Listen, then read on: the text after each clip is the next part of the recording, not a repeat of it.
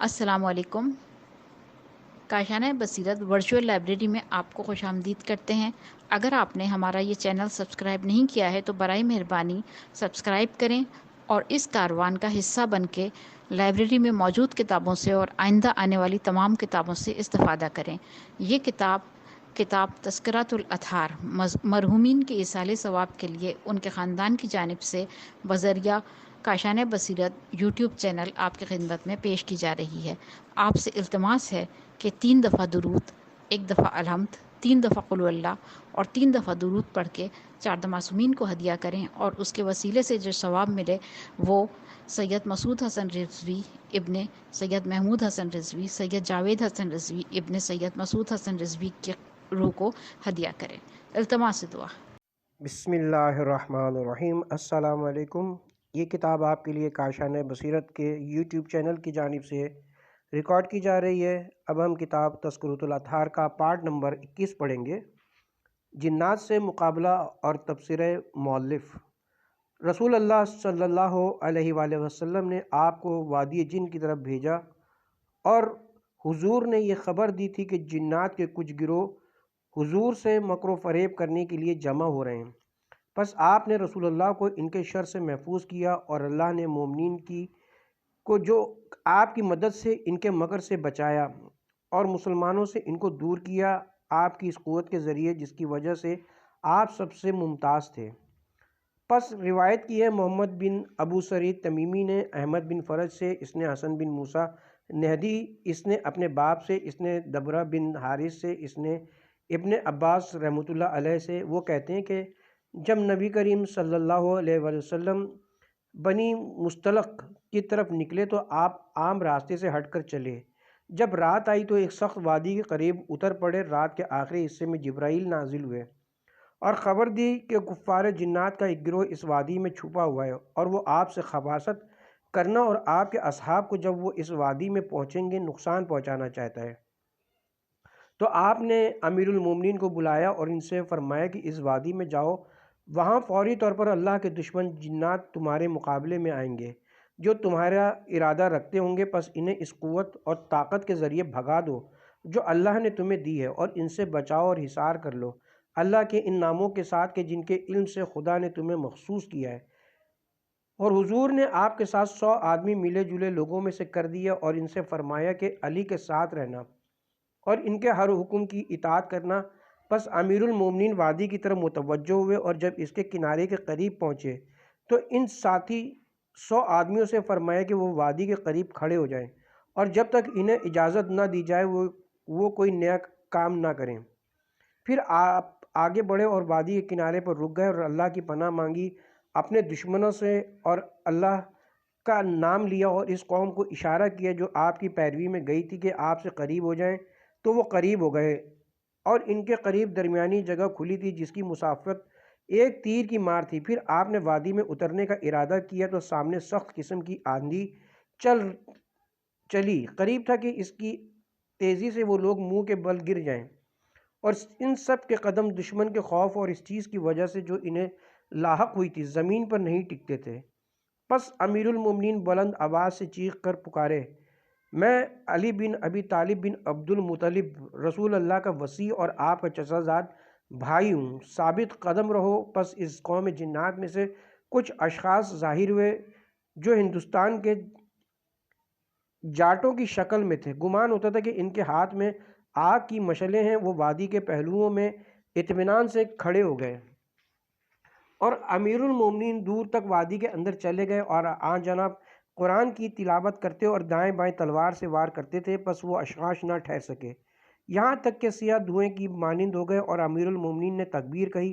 پھر آپ جہاں سے وادی میں اترے تھے وہاں ادھر سے اوپر واپس آ گئے۔ پس آپ اس قوم کے ساتھ آ کر کھڑے ہو گئے جو آپ کی اتباع میں گئی تھی، یہاں تک کہ وہ جگہ ان چیزوں سے جو وہاں ظاہر ہوئی تھی صاف ہو گئی۔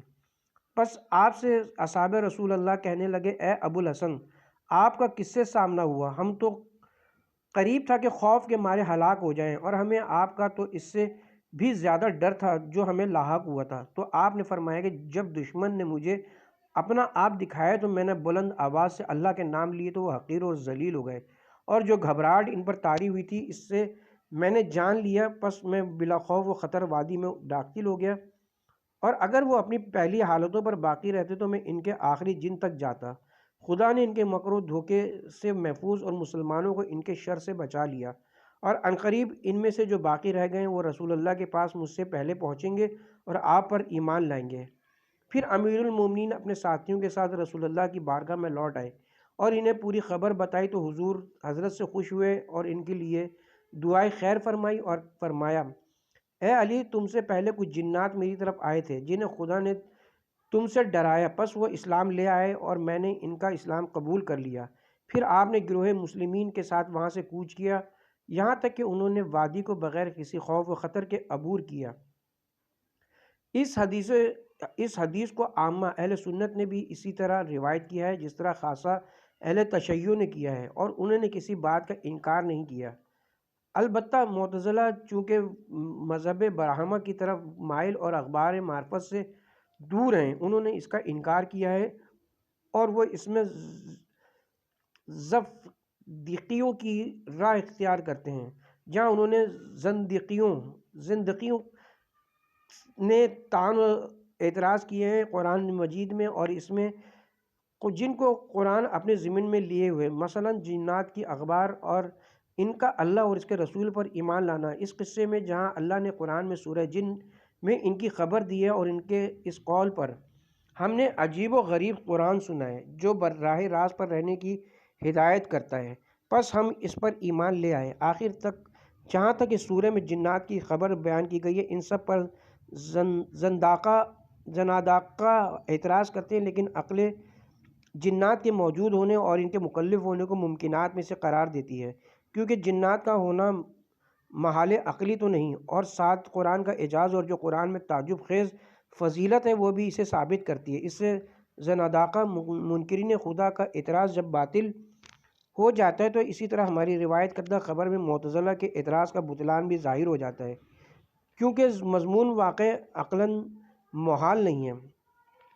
اس روایت کے صحیح ہونے کی یہی دلیل کافی کہ اسے دو مختلف طریقوں اور دو فرقوں شیعہ و سنی نے روایت کیا ہے، جو اسے ثابت کرنے سے ایک دوسرے سے الگ اور جدا راہ اختیار کیے ہوئے ہیں۔ بعض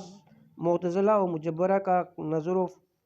فکر میں انصاف سے روگردانی کرتے ہوئے انکار کرنا کسی قسم کا نقصان نہیں دیتا۔ جہاں ہم نے ذکر کیا ہے کہ اس پر عمل کرنا واجب و ضروری ہے، بالکل ایسے ہی ہے جیسے ملاحدہ اصناف زنادقہ، یہودی، نصارہ و مجوسی اور صائبین ستارہ پرست کا معجزات نبی کے جن کی صحت اخبار سے ثابت ہے کا انکار کرنا اخبار کے صحیح ہونے، اخبار کے راویوں کی صداقت اور اس کے ساتھ دلیل و حجت کے ثبوت، دلیل حجت کے نبوت میں کسی قسم کا نقصان نہیں دیتا۔ مثلا چاند کا دو ٹکڑے ہونا، کھجور کے تنا کا گریا و نہا کرنا، کنکریوں کا آپ کے ہاتھ پر تسبیح کرنا، اونٹ کی شکایت کرنا، بکری کی ران کا کلام کرنا، درخت کا آپ کے پاس آنا، آپ کی انگلیوں کے درمیان سے پانی کا مقام مزاج میں نکلنا اور بہت سی مخلوق کو تھوڑے سے کھانے سے سیر ہونا، بلکہ ان منکرین معجزات نبی کا شبہ ان چیزوں کے رد کرنے میں اگرچہ کمزور ہے، پھر بھی وہ منکرین معجزات اور براہین امیر المومنین کے شبے سے زیادہ قوی ہے، کیونکہ اہل اعتبار کے نزدیک امیر کے معجزات مخفی نہیں ہیں،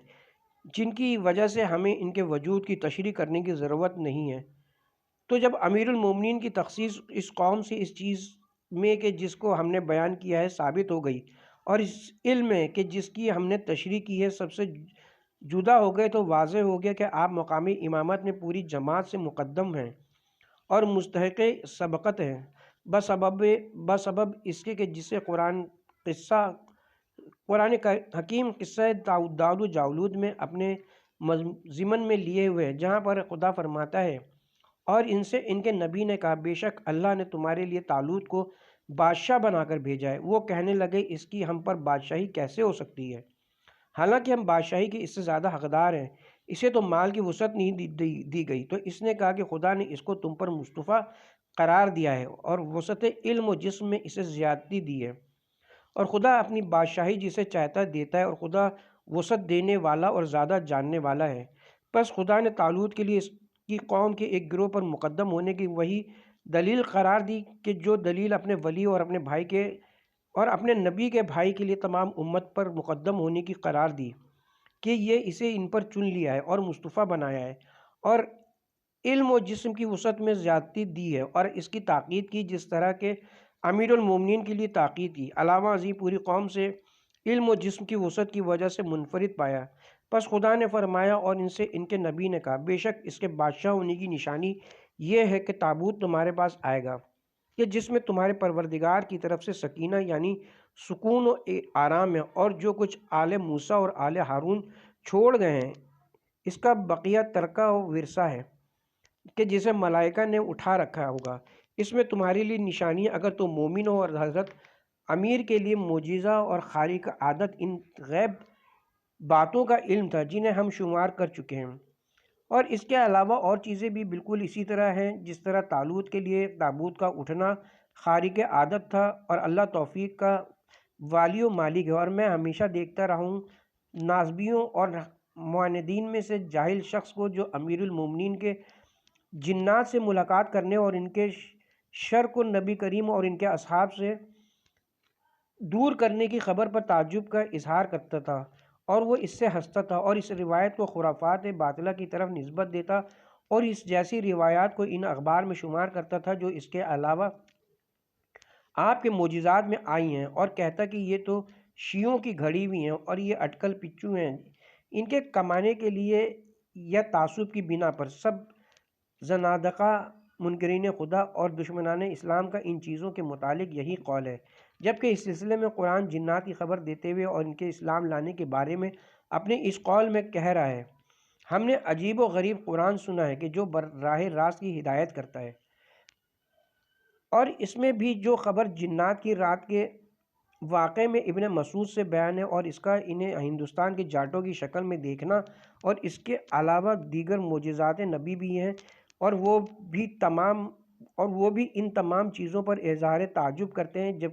اس قسم کی خبر سنتے ہیں، اور اس کے سامنے اس کی صحت کو بطور احتجاج پیش کیا جائے تو اس کا مذاق اڑاتے ہیں اور اوٹ پٹانگ باتیں کرتے ہیں کہ جن سے اسلام اور اہل اسلام کو سب و شتم کرتے ہیں، اور معتقدین و ناصرین کو وہ بیوقوف بناتے ہیں اور ان کی طرف عز و جہالت اور باطل دعوے کی نسبت دیتے ہیں۔ پس قوم کو غور و فکر اور نظر و تأمل کرنا چاہیے کہ وہ امیر المومنین کی عداوت میں اسلام پر کیا ظلم کر رہے ہیں،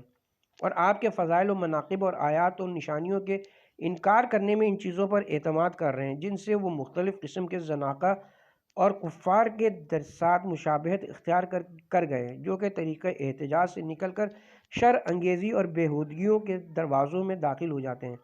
اور اللہ سے ہی ہم عنایت طلب کرتے ہیں۔ آفتاب کا 2 مرتبہ پلٹنا، اور ان میں سے جنہیں اللہ نے امیر المومنین کے ہاتھ پر روشن علامتوں سے ظاہر کیا جس کو اخبار نے ثابت کیا، علماء سیر و آثار نے کثرت سے روایت اور شعراء نے اس بارے میں منظوم کلام پیش کیا ہے۔ آپ کے لیے 2 مرتبہ سورج کا پلٹنا ہے، ایک مرتبہ نبی اکرم کے زمانے میں اور دوسری مرتبہ آپ کی وفات کے بعد، اور اس میں سے پہلی مرتبہ پلٹ آنے کا واقعہ تو اس طرح کی جسے اسماء بنت امیس ام سلمہ اور زوجہ نبی جابر بن عبداللہ انصاری، ابو سعید خضری اور صحابہ کی ایک جماعت نے روایت کیا ہے۔ نبی اکرم ایک دن اپنے گھر میں تھے اور علی آپ کے پاس موجود تھے کہ اچانک جبرائیل تشریف لائے اور وہ اللہ کی طرف سے آپ سے مناجات کرنے لگے۔ پس جب وحی کی حالت طاری ہوئی تو حضرت امیر المومنین کی ران کو اپنا سرہانہ بنایا اور اس سے سر نہ اٹھایا یہاں تک کہ سورج غروب ہو گیا۔ امیر المومنین نے اس اضطراری حالت میں بیٹھ کر نماز پڑھی اور رکوع و سجود اشارے سے بجا لائے۔ جب حضور کو حالت وحی سے افاقہ ہوا تو امیر المومنین سے فرمایا، کیا تمہاری عصر کی نماز فوت ہو گئی ہے؟ عرض کیا، آپ وحی سننے میں مشغول تھے جس کی وجہ سے میں کھڑے ہو کر نماز پڑھنے سے قاصر تھا۔ تب حضور نے فرمایا کہ اللہ سے دعا کرو کہ وہ تمہارے لیے سورج کو پلٹا دے تاکہ تم اسے اس کے وقت میں کھڑے ہو کر پڑھ سکو جس طرح کہ وہ فوت ہوئی ہے۔ بے شک خدا تمہاری دعا قبول کرے گا کیونکہ تم اللہ اور اس کے رسول کی اطاعت میں تھے۔ پس امیر المومنین نے اللہ سے سورج کے پلٹنے کا سوال کیا تو وہ پلٹ آیا یہاں تک کہ وہ آسمان میں اس جگہ پر آ گیا جو نماز عصر کا وقت ہوتا ہے۔ चुनांचे अमीर उल-मोमिनीन ने नमाज असर को इसके वक्त में खड़े होकर अदा किया, फिर वो गुरूब हो गया। अस्मा कहती हैं, खुदा की कसम हमने गुरूब के वक्त इसकी सरसराहट सुनी जिस तरह लकड़ी में आरे की सरसराहट होती है। और नबी करीम के बाद आपके लिए सूरज का पलटा इस तरह हुआ कि जब आपने बाबुल की तरफ जाते हुए दरिया फुरात को अबूर किया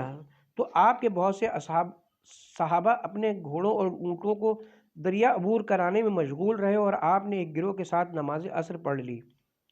बस लोग दरिया अबूर करने से फारिग ना हुए थे कि सूरज गुरूब हो गया। बस इनमें से बहुत सौ की नमाज असर फौत हो गई और अक्सर लोग आपके साथ नमाज से जमात पढ़ने की फजीलत से महरूम हो गए। तो उन्होंने इस सिलसिले में गुफ्तगू की। जब आपने इनकी गुफ्तगू सुनी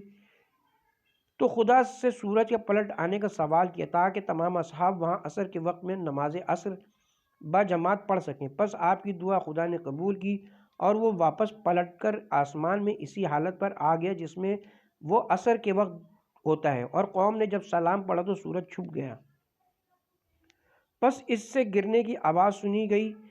जिससे लोग खौफजदा हो गए और वो ज़्यादा तस्बीह व तहलील व इस्तग़फ़ार और इस नेमत पर अल्लाह की हम्द बयान करने लगे। और ये ख़बर सारी दुनिया में चल निकली और इसका तज़किरा लोगों में फैल गया। और इस सिलसिले में सैयद मोहम्मद हुमैरी रहमतुल्लाह अलैह कहता है, इसके लिए सूरज पलट आया जब इससे नमाज का वक्त फौत हुआ था और सूरज मगरिब के करीब पहुंच चुका था, यहाँ तक कि इसका नूर असर के वक्त की रोशनी देने लगा और फिर वो गिरा के जिस तरह सितारा टूट कर गिरता है। और मकाम बाबुल में इसके लिए दूसरी मर्तबा पलटा, हालांकि वो किसी इंसान के लिए कभी नहीं पलटा है मगर यूशा के लिए या इसके बाद आपके लिए। और इसके पलटने की एक अजीब व गरीब तावील है, मछलियों का सलाम करना। और इसी में से है वो जिसे सीरत निगारों ने रिवायत किया है, जो अहले कूफा में मशहूर है क्योंकि इसकी कसरत से रिवायत हुई और वो ख़बर दूसरे शहर के रहने वालों में अहले कूफा के अलावा भी मशहूर हुई और इसे उलमा ने सब तो ज़ब्त किया है। और वो है कि कूफे के दरियाए फ़ुरात में मछलियों का आपसे कलाम करना। और ये वाक़या उन्होंने इस तरह रिवायत किया कि फ़ुरात के पानी में तुग़यानी आ गई और वो ज़्यादा हो गया, यहाँ तक कि अहले कूफा को गर्क होने का ख़तरा लाहक हो गया। बस वो घबरा कर अमीरुल मोमिनीन अलैहिस्सलाम के पास आए तो आप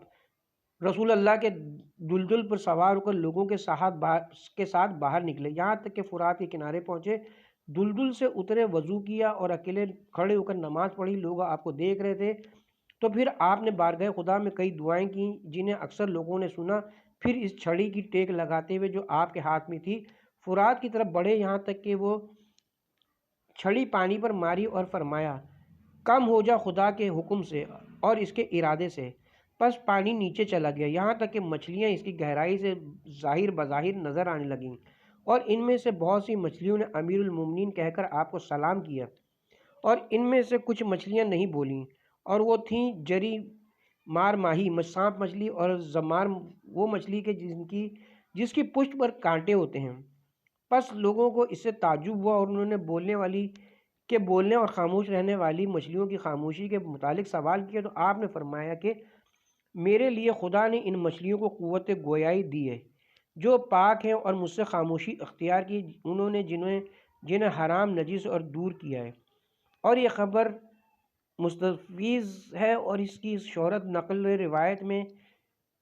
नबी करीम से भेड़िए के कलाम करने,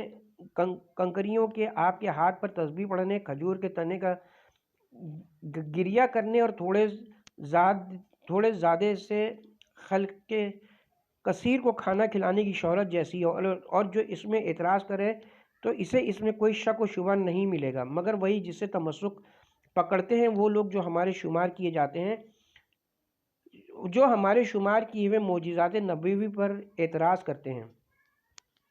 अज़दहे का कलाम करना। और हामिलीन आसार और रावियान अखबार ने अज़दहे के वाक़े की रिवायत की है। इसमें निशानी और अजूबा मछलियों के कलाम करने और पानी के कम हो जाने वाली रिवायत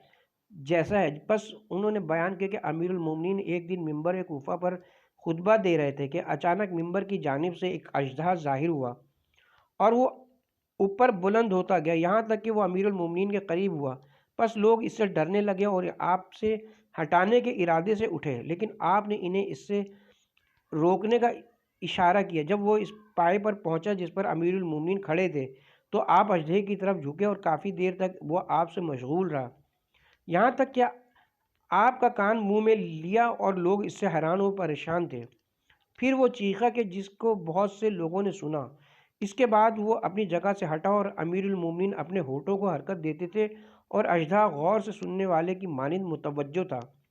پھر وہ تیزی سے اپنی جگہ سے چلا گیا گویا زمین نے اسے نگل لیا، اور امیر المومنین اپنے خطبے کی طرف پلٹے اور اسے مکمل کیا۔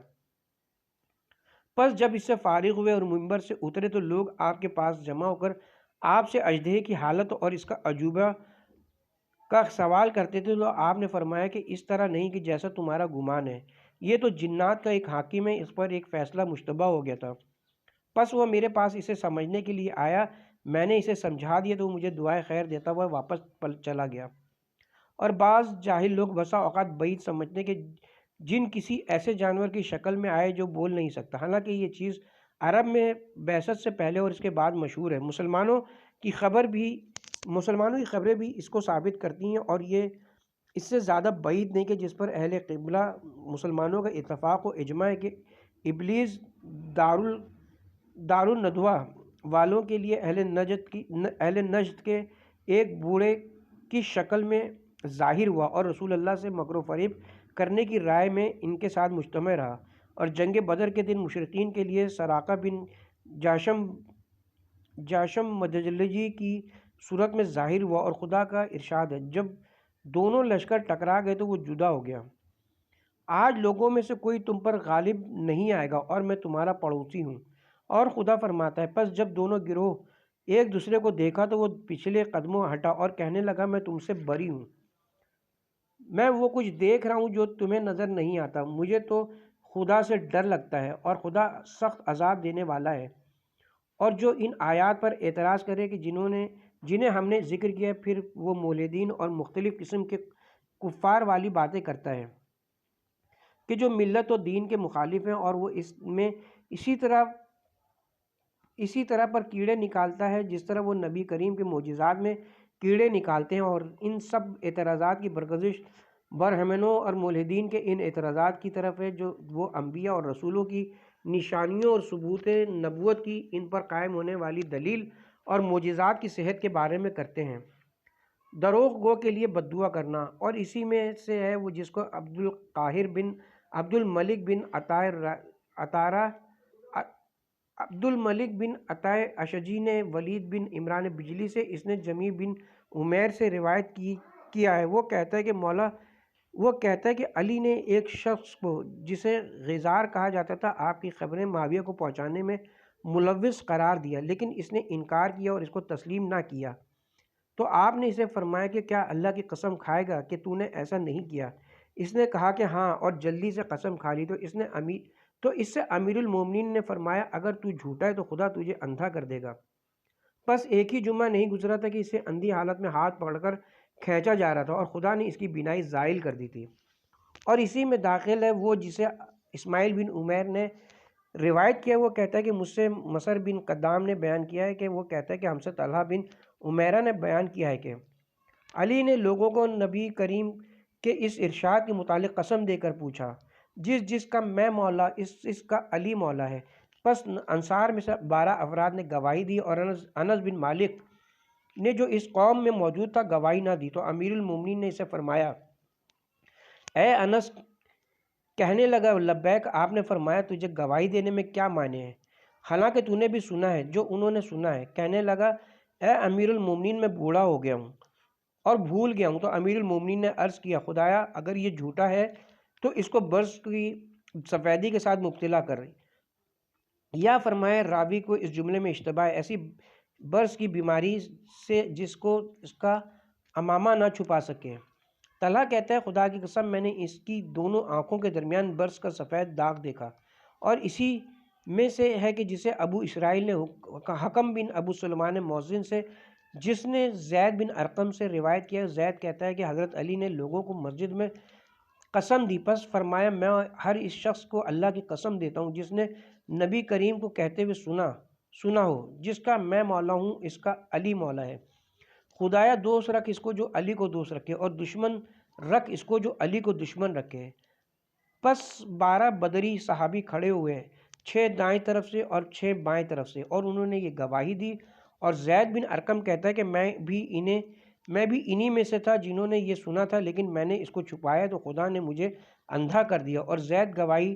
نہ دینے کی وجہ سے پشیمان ہوتا اور اللہ سے استغفار کرتا تھا۔